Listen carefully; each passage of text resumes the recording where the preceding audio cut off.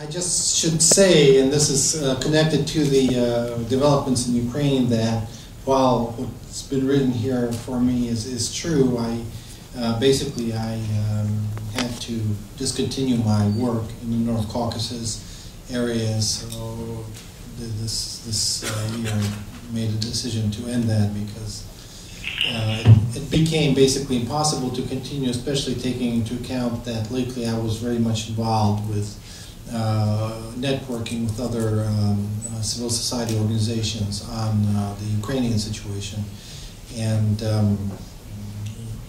it just became impossible to continue the work our group was doing in North Caucasus. So yes, we have this experience, but we're not actively continuing this work anymore, as for the last few months. And as I mentioned, most of our work most of my work, let's say not my organization, maybe my work over the last year was actually focused on the situation in Ukraine. I happen to be a coordinator of a network of civil society organizations in that part of the world, and most of our organizations are actually Ukrainian organizations. It's one of the branches of what is called the Global Partnership for Prevention of Armed Conflict, which is actually a global network of civil society groups working for peace. But it's because it's global, it's subdivided in 15 regions, and one region, which basically the Eastern European region, is the local network that I coordinate. Most organizations are actually Ukrainian organizations, so obviously they've been very, very much involved with all the events that were taking place recently, and myself, I've been to Ukraine numerous times, probably at least a dozen times over the last year.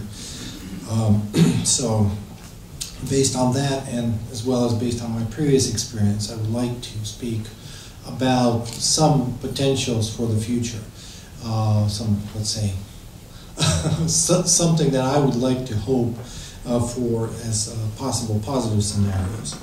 But I also would like to first mention some important, some common misconceptions that I think people have about the conflict, and that maybe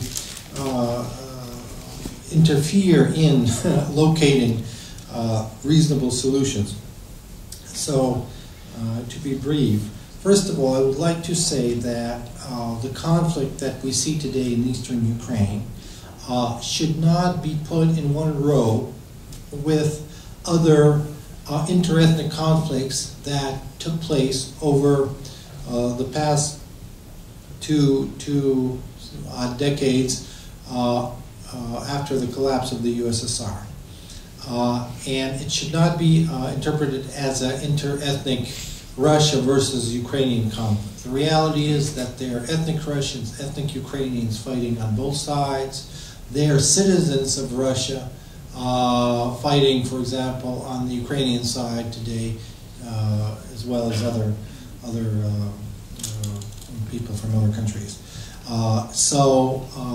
When people say that it's more a civil war, I would probably agree with that. But in a sense, it's a civil war not just for Russia, for Ukraine, but for Russia as well.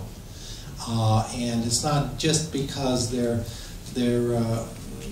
Russian citizens on both sides, but also because it's basically connected to two different views of the future of both Ukraine and Russia itself that people have, and people that have been involved and influenced by this. The fact that it's not an inter-ethnic conflict in the traditional sense of it is actually an important asset, because ethnic identities are so strongly entrenched, at least in some parts of the world, that when you have a clear division along ethnic lines, it's much, much more difficult to overcome these divisions. And in a sense, I would say this is an asset.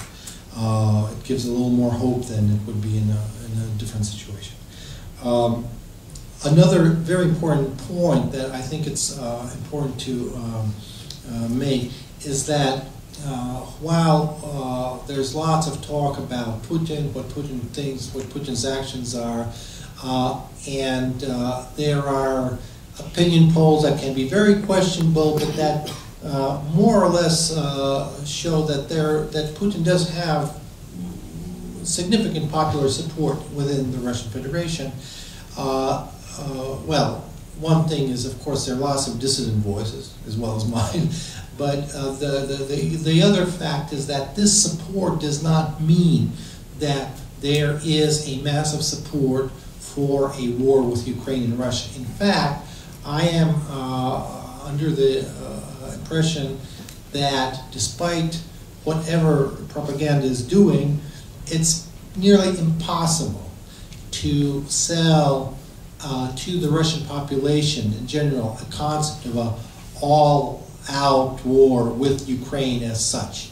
And I think that the reason that this war is being disguised and Russian involvement is being disguised in many ways is precisely the result of that. It's not really Western powers that the Russian government is trying to fool by doing the way that things are done. It's basically trying to hide from its own population this reality, and that's also, in a sense, an asset, because I do not believe today that there is a potential for a major military escalation, because, well, number one, I don't think that Russia really has the military power for a war with such a country as Ukraine, and two, because this kind of war simply, it's something that you can't sell to your own people. So that's something that I think is important to keep in mind. Another mistake that people make often, and for example, on a previous panel that I enjoyed listening to all the speakers very much, and I don't know who of the speakers I have more disagreements with that I would like to discuss, but I really enjoyed it. One of the things that may confuse people is they say, well, this conception that the decision-making in Russia is very clear and centralized and so forth. Well, there's no question that there's one man that really makes key decisions in Russia. But that does not exclude the fact that there are very, very different groups in his surroundings that are trying to promote competing policies. And my feeling and my what I know from some things that I witnessed myself being in Ukraine and from my watching the media and various reports about especially the beginning of the war in the east of Ukraine, is that yes, this was not really a direct operation, but certainly it wasn't of the government, but it certainly wasn't something that could be explained as just some kind of genuine rebellion. And it's not a genuine rebellion when people from a neighboring country come to their neighbor state with arms, and not only light arms, things like even anti-aircraft, handheld anti-aircraft missiles, something that was impossible to get even from certain police stations that they had overtaken in the process. So definitely there were some groups linked to, I don't know, the parts of the administration or the president or whatever that were involved in these events. How much of that was direct order from above? How much of that was a play of certain factions within the political system? It's impossible to say, but certainly there is a very complex situation there, and that's something to keep in mind. That not it's very naive to make judgments whether this is really controlled by Russia or not, because it might be that one party in the Russian government is actually playing its game and another is playing its own game. So that creates, of course, lots of confusion in competing policies as well. And a few points that I would like to make based on my previous experience. I did have an opportunity to witness the development of a few violent conflicts in the post-Soviet states over the last few decades. And one key lesson that I think we can make from that is that in these situations, the decisive factor is not the resources, be it human resources, be it military resources that that the sides have. The decisive factor in the outcome is actually the motivation of whatever group is involved in such conflicts. And if we look at the past conflicts that took place in the post-Soviet space, we can see that very often it is the obviously weaker side that eventually wins during the military confrontation, specifically because it turns out to be better motivated. And that's something that's very important to keep in mind.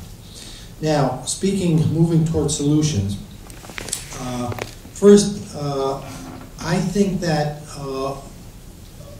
it's a very big mistake to look at solutions in a narrow way when we look at it as a particularly military conflict. For me, it just as other conflicts in the post-Soviet state, this is a conflict where it's basically a war for the hearts and minds of the population. And if we started looking at it from this angle, we might find many opportunities to make our efforts, I mean both efforts of, let's say, civil society organizations that are working for peace, efforts of the international community, and basically everyone that is interested in peace, make them more effective. One of the problems that there is this entrenched mentality right now on both sides, and that one of the problems is that people often start focusing more and more on trying to gain control of territory than actually trying to win over the population. And I would in many ways resonate with the points that were made by the previous speaker, that this concept that maybe, despite the fact that there are many problems with it, but maybe the perspective of freezing the situation to a certain extent in the short term, and having Ukraine really focus on developing a more modern, more effective, and more democratic society could be maybe the most effective way in the current realities. I do not see today the possibility of a military victory in any development. If Russia openly interferes in Ukraine, what is probably not very likely, but openly interferes on a massive scale, makes that decision. My experience says that it will certainly be a terrible, deadly conflict with immense casualties, but that its outcome almost inevitably would be a military disaster for the Russian Federation. Similarly, I do not think that in the current situation there's a possibility for the Ukrainian military to really militarily prevail by force. So I think that in this situation, the first thing that has to be done is really pressure on all sides to implement the peace agreements that were signed, and I don't think it's right at this point, it's too early to say that they completely failed. Yes, there have been violent incidents, especially in one specific area after the peace agreements have been signed, but nonetheless, it would be naive to expect things to move very smoothly. A possibility of a third of a force of a peacekeeping force may be a very reasonable possibility. I don't know whether the sides would accept that, but nonetheless, maybe that could be a helpful step. But I think the real focus is on trying to win the future rather than to win the past. And I think that Ukraine, in that sense, has a strategic advantage because, unfortunately, the policies, the concepts that are today being imposed on the Russian population by the government and by the propaganda are concepts of the past. And while they can resonate with certain feelings that people have, they're not a foundation that you can build a modern society on. So in that sense, I think that Ukraine has to really recognize that it has a strategic advantage. And to win the peace, you need to have it. So yes, there needs to be certain concessions. There needs to be, you can't, there's no absolutely ideal solution right now, but I think that focusing on the future and focusing on the really winning over the population, winning over the hearts and minds of the citizens of Ukraine, of people from all different parts of the country, and of course people from the east of Ukraine as well, is the key path in this direction. And one other thing is that, of course, it's very important to start to there's no question that Russian propaganda has been very effective in influencing people both in Russia and in certain areas in Ukraine, and has played a major role in the escalation of the conflict. But unfortunately, I often see that there's the Ukrainian media often tries to answer to this with its own sets of lies and propaganda and stories, and I should say that they're usually much less professional than the one coming from the Russian side. And I think that the best media, the best media strategy in this situation can be just trying to stick to the truth as much as possible, even when the truth might not be very favorable to your side. Nonetheless, in the long term, I think that's the only winning way for the path that Ukraine wants to take. So I think that that's something that also needs to be addressed. And finally, I would like to just give a few examples of things that are being done today by civil society groups. One of our members of our network, for example, is working right now in the city of Odesa, which it's not in the east of Ukraine. Who knows? It's actually more to the southwest of Ukraine, but it's a city where there has been lots of tensions, and there was a terrible incident on May 2nd when over 40 people were killed during a fire in one of the government buildings during these clashes that took place. And it's also one of the few cities in Ukraine where there have been attempts to maintain a civil society dialogue between groups of different political opinions, including groups that are labeled as, let's say, pro-Russian. Because the reality is that in many areas, people that do hold these views today do not feel very comfortable speaking openly about them. Well, and even in our network, there have been some heated discussions whether this is a right strategy to discuss things with these people on a part of, let's say, organizations, let's say pro-Ukrainian organizations. Well, just recently, a few weeks ago, I was in Odesa, and I witnessed one of these meetings that they were holding between the groups that have different political opinions.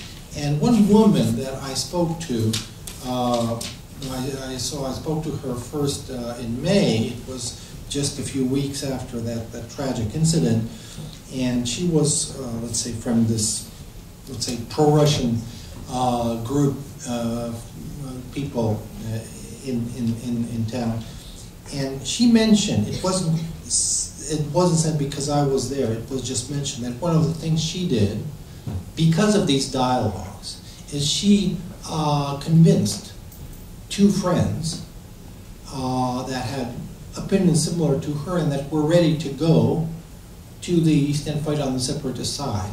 She convinced them not to do that because of these dialogues and because she saw that there is opportunity to discuss certain issues with her fellow citizens and solve these, or at least, you know, address issues in a non-violent way. I think that that's just one practical example of what can be done by supporting civil society dialogue within Ukraine on all levels. And I think that that's something that really has to be strengthened. And again, there's no one ideal solution, but efforts in all these directions, I believe they can help bring Ukrainian society out of the mess and on a much better to a much better future. That's actually all.